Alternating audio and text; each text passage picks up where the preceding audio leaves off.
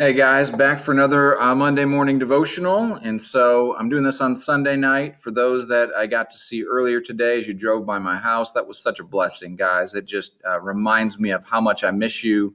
And again, it just doesn't feel fair that we're missing this time with each other. And I don't know how else to put it.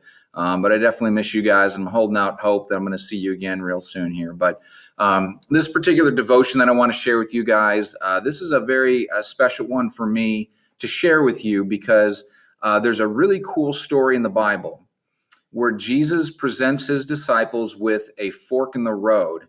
And I think there's a very cool parallel between the fork in the road that you all are about to face in just a few short months here. Okay, now on the surface, it's not going to feel that way. As I'm reading the story, it's not going to seem like it has anything to do with you, but I promise it does. Okay, so try to follow me on this, and we'll see where we go. So mostly I'm going to be sharing from Matthew chapter 16 here, and here's how it starts out. It says, when Jesus came to the region of Caesarea Philippi. Now, let me stop right there.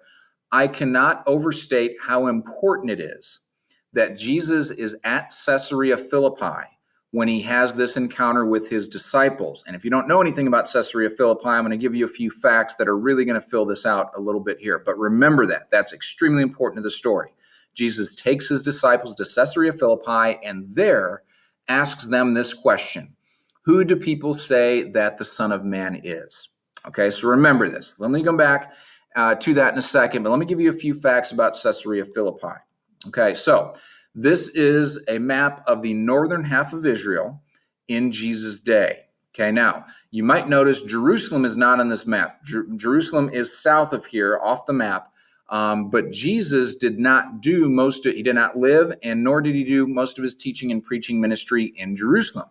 He went to Jerusalem a lot of times because he was a rabbi and he had to go there for festivals and celebrations and things like that. But most of Jesus' ministry was done, if you can see my pointer here, on the north end of the Sea of Galilee. You see these three towns. Capernaum, fun fact, other than Jerusalem, by far and away, Jerusalem is the most often mentioned city in the Bible by a landslide. But a very, very distant second is Capernaum, the second most often mentioned city in all the Bible. Capernaum, Chorazin, and Gennesaret. Okay, if you can see up here, those three towns, that's primarily where Jesus did his teaching and preaching ministry, there on the shores of the Sea of Galilee. Of course, most of his disciples, not all of them, but a lot of them, when he called them, were fishermen, and they were fishing on the Sea of Galilee, and that's where Jesus did his ministry. Now, you notice north of here is Caesarea Philippi. It's got this big red arrow pointing to it. In parentheses, you'll see it says Panias. Now, that's important. I'm going to come back to that in a second. But when the Greeks controlled this region, they called it Panias because they made this town the world center for Pan worship, okay, who is the Greek god of goat fertility. I'm going to show you that again in a second. When the Romans took over the region, they renamed it Caesarea Philippi, but it was still the world center for Pan worship, okay? So a few facts about so one day, essentially, Jesus says to his disciples, I think, Bible doesn't tell us this specifically, but I think Jesus says, hey, let's go for a walk. And he walks north, and this would have been an all-day journey to get up here to Caesarea Philippi. So a couple important facts about Caesarea Philippi. Like I said, it was the world center for Pan worship, who is the Greek god of goat fertility. Pan was kind of a half man, half goat-like being. And if you were a goat herder, as many people in this region were, you would have worship Pan. If you were a pagan, of course, obviously the Jewish people did not worship pagan gods. But if you were a pagan, you would have worshiped Pan as the god of Greek fertility, the god of goat fertility, sorry. Now, in Caesarea Philippi, and this is important, there was a cave that the ancient people thought was an entrance to the underworld. Now, why they thought this was in this cave flowed into the cave a stream of water, and the stream flowed into the cave and down into the depths of the earth. Now, we think of hell as a very fiery place, and a lot of that comes from medieval imagery and things like that, a little bit of church history, but the ancient people thought of hell as a watery place. Okay, so that's important. So they thought, hey, here's this cave, and in the cave flows this water, and the water flows down to the depths of the earth. Maybe this is one of the entrances to the underworld. Okay, and so in fact, they gave it a name, the gates of Hades. Remember that. That's going to be important in just a moment as I come back to the story in Scripture. But they called this the gates of Hades. They thought it was an entrance to the underworld. Now, the city itself was a very immoral word you want to ascribe to it. Hedonistic, debaucherous, filthy, pagan, worldly.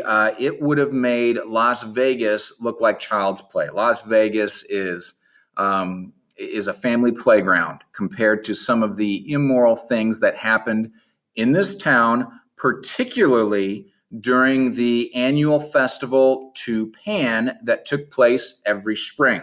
Okay, so every spring, and real quick, the mythology of the ancient world was that when the rain stopped, okay, in the fall, and the dry season came and everything died, what they thought or believed was that that was when the gods went into the underworld or went down to the underworld, and they took the life with them, the rains and all that kind of stuff that brings life.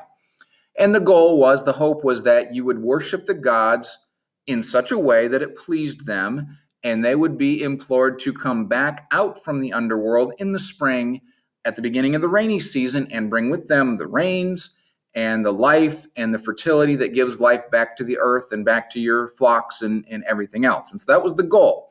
And so in the spring, they had a festival at the beginning of the rainy season here to Pan, in which they would worship him and again implore him to come out from the underworld and bring life back with him.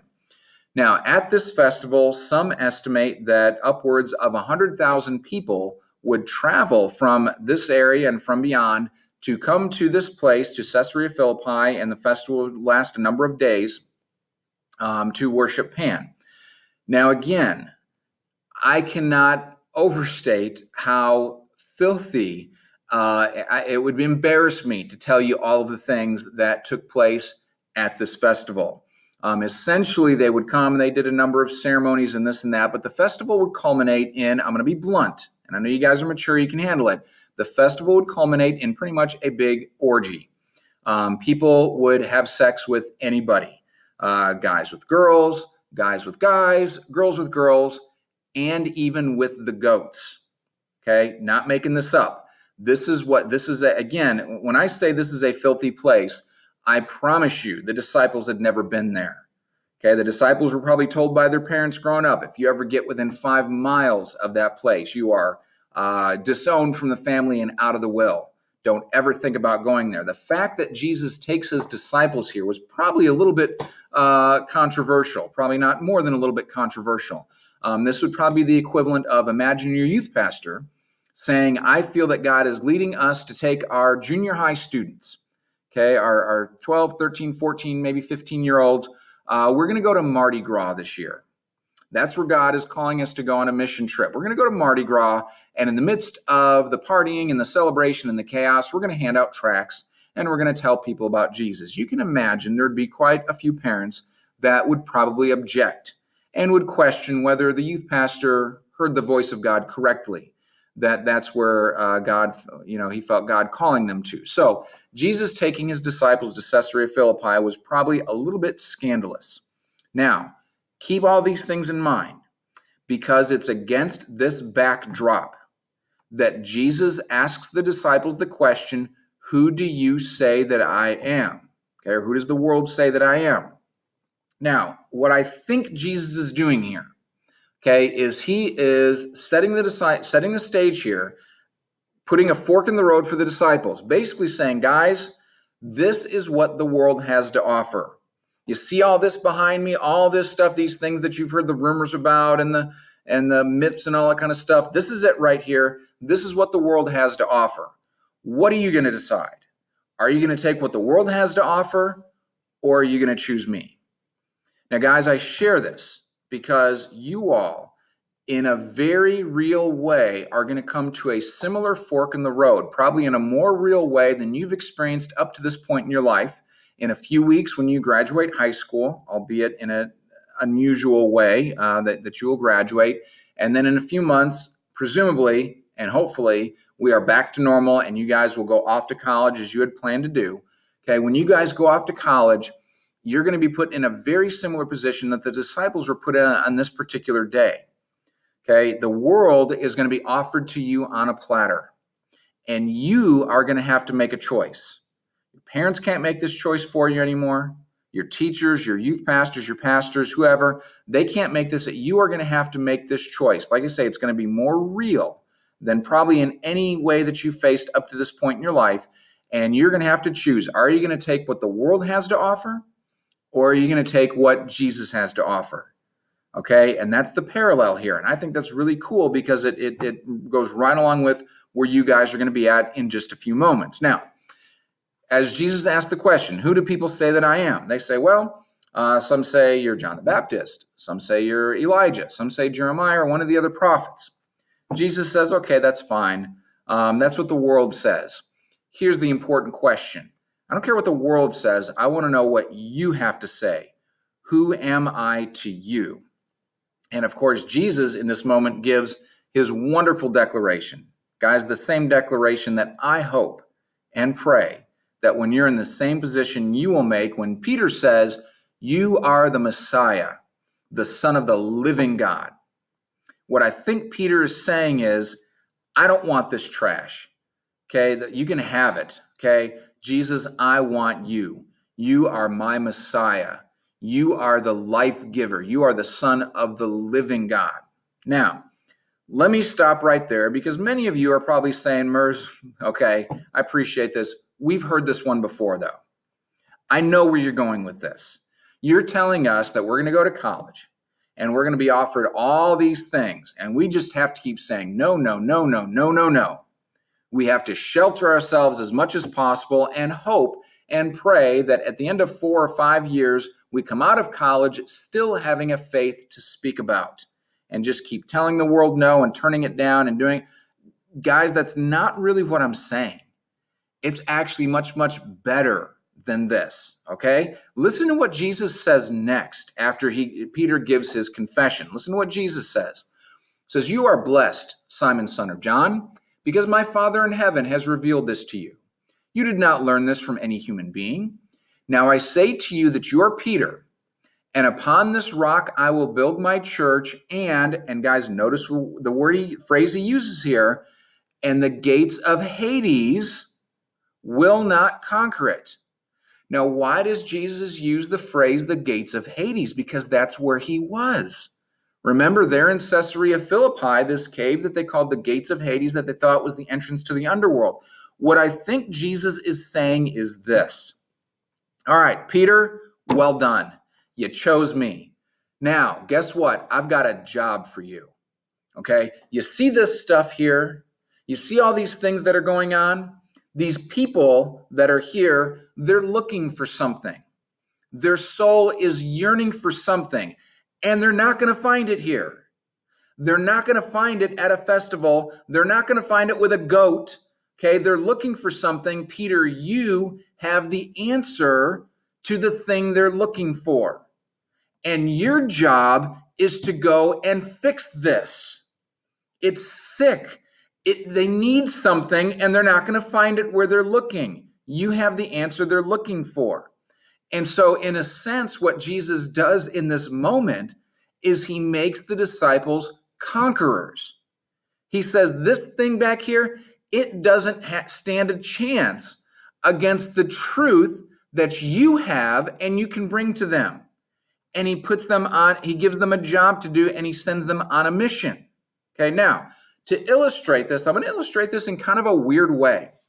There was, back in the 1980s, way before you guys were born, but when I was growing up, there was a series of commercials in, I don't know if they were national or if it was just a regional thing, but in Northern Illinois, where I grew up, there is a series of commercials for a beer called Old Milwaukee Beer. Okay, and again, I don't know if Old Milwaukee still exists anymore. I have no idea. That's not my realm. But there was a beer back then called Old Milwaukee, and these commercials were all very similar. They would feature guys doing various things. The one we're going to see in a second is a group of guys airboating in the Everglades. There were commercials where they were fishing or they were playing pickup sports or this or that or whatever. And so every commercial ended with the same tagline. All right, so let me show you this commercial. And again, the quality is a little bit fuzzy because it's an old commercial and I got this off the internet. But listen to the very last line of the commercial. Every commercial ended with the same line. Okay, so let's see what this shows us here. The Florida Everglades and Old Milwaukee both mean something great to these guys. The Everglades means airboating, as close as you can get to flying without leaving the ground. And Old Milwaukee means a great beer. Cold, crisp, Old Milwaukee beer. And smooth, golden Old Milwaukee Light. There's nothing like the flavor of a special place in Old Milwaukee beer. Old Milwaukee and Old Milwaukee Light. Hey guys, it doesn't get any better than this. All right, there you go. Now, I know this is a weird way of illustrating it, but did you hear that last line? They're airboating, they're sitting around, they're barbecuing, whatever. I got a campfire going, drinking Old Milwaukee beer. And the guy says, hey, guys, it doesn't get any better than this. No matter what they were doing, fishing, whatever else, it ended with the same tagline. It doesn't get any better than this. Now, guys, let me tell you something real quick. From my soul, I'm sure, I have no doubt that airboating through the Everglades and drinking Old Milwaukee beer is more fun than you can shake a stick at. I am sure, guys, it's the cat's meow. Let me tell you something, though. If that truly is the best that life has to offer, if that is the pinnacle of if it doesn't get any better than that, really, as a human being, guys, life is terribly disappointing. Okay?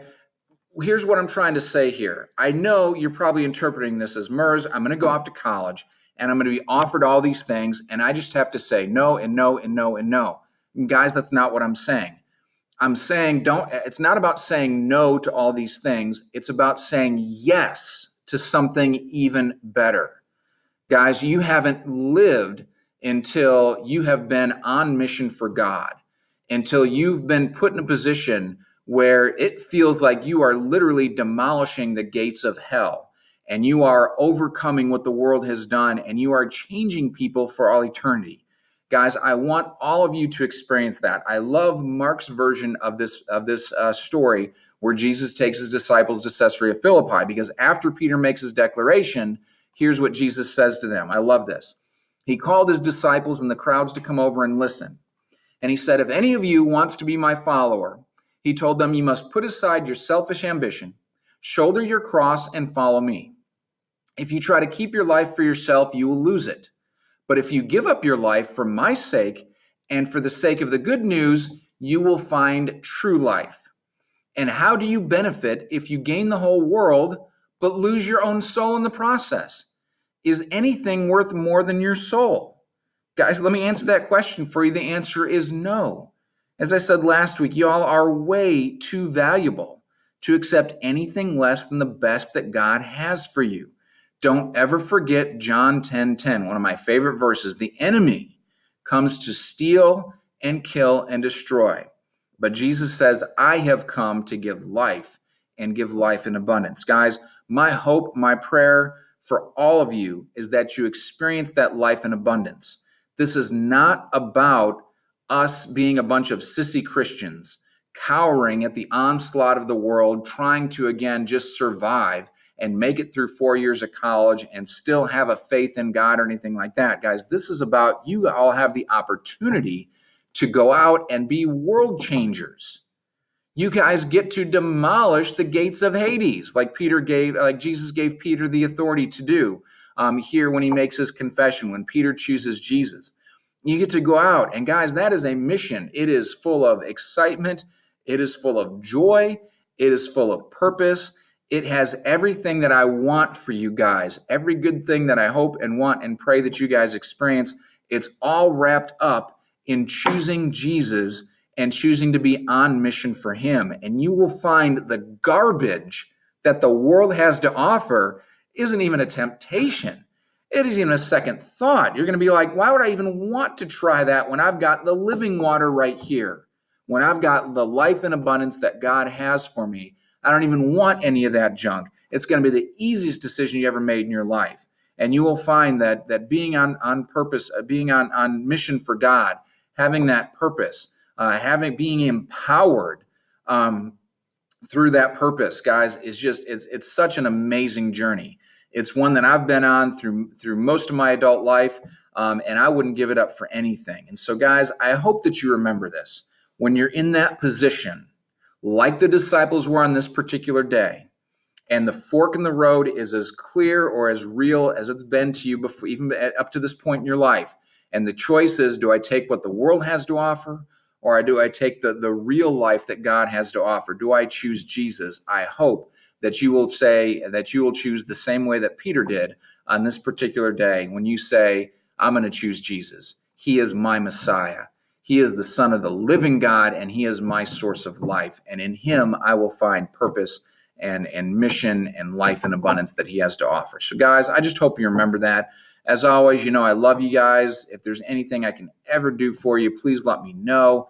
As you're going to college or whatever, you know, you've got my cell number, you've got my email address, you know where I work. Most of y'all know where I live now, so don't ever be afraid to come stop by or talk to me, guys. You know I'd do anything I possibly can for you. So I love you guys. Take care of yourselves. And again, hope to see you sooner than later.